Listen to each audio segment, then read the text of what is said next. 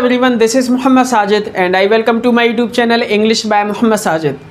तो जैसे कि हम बात कर रहे थे टेंस के यूजेस की कि किस टेंस को कहाँ यूज़ किया जाता है, कब किस टेंस की कहाँ ज़रूरत पड़ती है। तो अभी तक हमने इसके बारे में कई सारी बातें की हैं। तो पिछली वीडियो में हमने कुछ बातें की थी, जिसमें से पहली बात ये थी कि जब हम किसी भी ऐसे एक्शन को व्यक्त करें जिसमें ग्रेजुअल चेंजेस हों, लगातार चेंजेस हों, तब हमें ऐसे एक्शन को व्यक्त करने के लिए प्रेजेंट कंटिन्यूअस टेंस का यूज़ करना होता है। दूसरी बात ये थी कि जब हमें किसी भी फ्यूचर की वन टाइम एक्टिविटी को व्यक्त करना हो तब हमें सिंपल फ्यूचर टेंस का यूज़ करना होता है। तीसरी बात ये थी कि जब हमें किसी ऐसे एक्शन को व्यक्त करना हो जो फ्यूचर में ही स्टार्ट हुआ हो, फ्यूचर में ही कंप्लीट हो चुका हो, तब हमें ऐसी कंडीशन में फ्यूचर परफेक्ट टेंस का यूज़ करना होता है। चौथी बात ये थी कि जब हमें किसी ऐसे एक्शन को व्यक्त करना हो जो फ्यूचर में ही स्टार्ट हुआ हो, फ्यूचर में ही वो कंप्लीट हो चुका हो एक हद तक, और फ्यूचर में अभी वो लगातार हो रहा हो, जो इनकम्प्लीट हो, जो जारी अवस्था में हो, तब हमें ऐसी कंडीशन में उस एक्शन को व्यक्त करने के लिए फ्यूचर परफेक्ट कंटिन्यूअस टेंस का यूज़ करना होता है। तो ये बातें हमने इससे पिछली वीडियो में की थी। आज हम बात करते हैं थोड़ी आगे बढ़कर। तो आज की बात यह है कि जब हमें किसी ऐसे एक्शन को व्यक्त करना हो जो फ्यूचर में ही स्टार्ट हुआ हो, फ्यूचर में ही वो जारी अवस्था में रहे, तब हमें ऐसे एक्शन को व्यक्त करने के लिए फ्यूचर कंटिन्यूअस टेंस का यूज़ करना होता है। इसका स्ट्रक्चर होता है subject plus will oblique shall plus be plus verb की ING form plus dot dot dot. For example, जब आप मुझसे कल मिलने आओगे तो मैं सो रहा हूँगा, तो यहाँ जो मेरे सोने की जो प्रक्रिया है वो जारी अवस्था में होगी। तब मुझे कहना होगा when you come to meet me I shall be sleeping. कल मैं इस समय इंग्लिश पढ़ा रहा हूँगा, तो जो मेरा इंग्लिश पढ़ाने का जो एक्शन होगा वो कल होगा, फ्यूचर में होगा, और वो भी जारी अवस्था में होगा। I shall be teaching English this time tomorrow.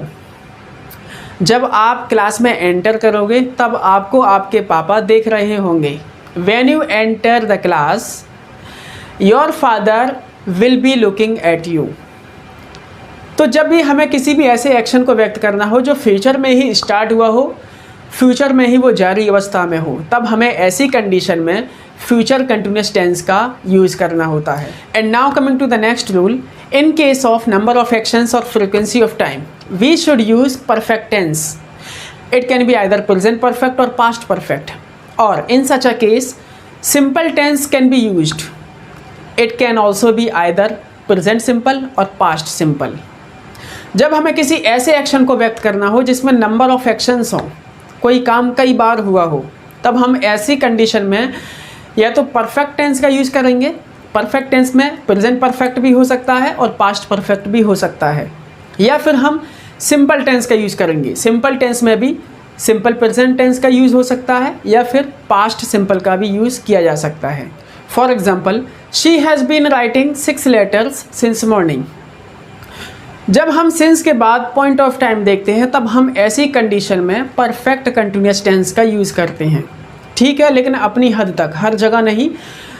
यहाँ परफेक्ट कंटिन्यूअस टेंस का यूज़ करना गलत होगा क्योंकि यहाँ नंबर ऑफ एक्शंस हैं, एक एक्शन नहीं है। जब एक एक्शन की बात होती है तब हम ऐसी कंडीशन में, एक एक्शन की कंडीशन में परफेक्ट कंटिन्यूअस टेंस का यूज़ कर लेते हैं, वो ठीक है। लेकिन जब नंबर ऑफ एक्शंस होते हैं तब हम परफेक्ट कंटिन्यूअस टेंस का यूज़ नहीं करते। तब हम ऐसी कंडीशन में परफेक्ट टेंस का यूज़ करते हैं। हम हिंदी में भी ऐसा नहीं कह सकते और ना ही ऐसा कहते हैं कि वो सुबह से 6 लेटर्स लिखती चली आ रही हैं, तो एक साथ 6 लेटर्स लिखना पॉसिबल तो नहीं है। तब हम इसको सही करके ऐसे बोलते हैं कि वो सुबह से 6 लेटर्स लिख चुकी है, क्योंकि काम को कंप्लीट दिखाना होता है। 6 लेटर्स का मतलब ये है कि उसमें 6 एक्शन हो चुके। पहला एक्शन ये था कि उसने जब पहला लेटर कंप्लीट किया था तब वो पहला एक्शन हो चुका था कंप्लीट। उसके बाद दूसरा एक्शन हुआ, फिर तीसरा एक्शन हुआ। तो लगातार 6 एक्शन एक साथ तो नहीं कर सकती वो, लगातार 6 लेटर्स एक साथ नहीं लिख सकती, कंप्लीट करने होंगे एक के बाद एक, एक के बाद एक। तो जब हम किसी नंबर ऑफ एक्शंस को व्यक्त करें तब हम ऐसी कंडीशन में परफेक्ट टेंस का यूज़ करें। तो यहाँ हमें सही करके लिखना होगा she has written 6 letters since morning. Next example, I have been calling you thrice. हम हिंदी में भी ऐसा नहीं कह सकते कि मैं आपको 3 बार कॉल करता चला रहा हूँ। तो एक साथ में 3 बार कॉल तो नहीं कर सकता मैं, एक बार में एक ही बार कॉल कर सकता हूँ। तो जब मैंने 3 बार कॉल किए हैं तो 3 बार कंप्लीट किए होंगे। तीसरा कॉल जब मैंने किया होगा तो उससे पहले 2 कंप्लीट तो हो ही चुके होंगे। तो हम हिंदी में भी ऐसा नहीं कहते कि मैं आपको लगातार 3 बार कॉल करता चला रहा हूँ। हम ऐसा कहते हैं कि मैं आपको 3 बार कॉल कर चुका हूँ। तो काम को कंप्लीट दिखाना होता है। यहाँ फ्रीक्वेंसी ऑफ टाइम है कि 3 बार हुआ है कोई काम। जब फ्रीक्वेंसी ऑफ टाइम हो तब हम ऐसी कंडीशन में परफेक्ट कंटिन्यूस टेंस का नहीं बल्कि परफेक्ट टेंस का यूज़ करेंगे। तो हमें लिखना होगा I have called you thrice. Next example, I did it several times. मैंने इसको कई बार किया। तो ये तो सही है, क्योंकि जब फ्रीक्वेंसी ऑफ टाइम हो या नंबर ऑफ एक्शन हो तब हम ऐसी कंडीशन में सिंपल टेंस का भी यूज़ कर सकते हैं, चाहे वो प्रेजेंट सिंपल हो चाहे वो पास्ट सिंपल हो। तो ये सेंटेंस पास्ट सिंपल का है, तो ये सही है। Next, I do everything thrice. मैं हर चीज़ 3 बार करता हूँ। तो ये भी सही है, ये प्रेजेंट सिंपल में है। तो प्रेजेंट सिंपल का तो ठीक है, तो प्रेजेंट सिंपल टेंस का तो हम यूज़ कर ही सकते हैं। अब हम बात करते हैं अगले रूल की।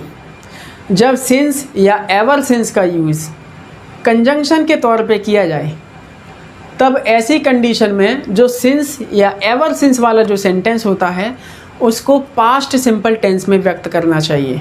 आई रिपीट, जब सिंस या एवर सिंस को एज अ कंजंक्शन यूज़ किया जाए, या फिर मैं ये कहूँ कि सिंस या एवर सिंस को किसी 2 सेंटेंसेस के जोड़ने में लाया जाए, तब ऐसी कंडीशन में जो सिंस या एवर सिंस वाला जो सेंटेंस होता है उसको सिंपल पास्ट टेंस में व्यक्त करना चाहिए।